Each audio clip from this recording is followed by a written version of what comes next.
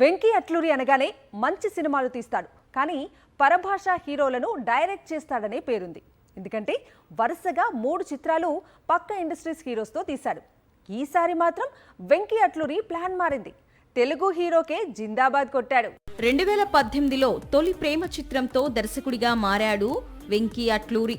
ఆ తర్వాత mister Majnu, Rang they తీసి తెలుగు హీరోలకి ఫ్లాపులిచ్చాడు. కానీ సర్, లక్కీ భాస్కర్ మూవీస్ తో ధనుష్, దుల్కర్ కు బిగ్గెస్ట్ హిట్స్ ఇచ్చాడు. ప్రస్తుతం సూర్య హీరోగా విశ్వనాథ్ అండ్ సన్స్ చిత్రాన్ని తెరకెక్కిస్తున్నాడు. జూలైలో మూవీ రిలీజ్ ఉంది.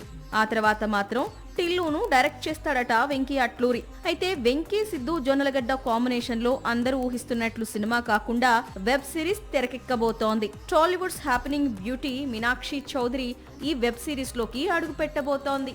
సాక్షి టీవీ ప్రసారాలను నిలిపివేయడం చట్టరీత్యా నేరం. సాక్షి టీవీ ప్రసారాల కోసం మీ స్థానిక కేబుల్ ఆపరేటర్ని వెంటనే సంప్రదించండి. డిటిహెచ్లో, ఇంటర్నెట్లో కూడా సాక్షి టీవీ ప్రసారాలను వీక్షించవచ్చు.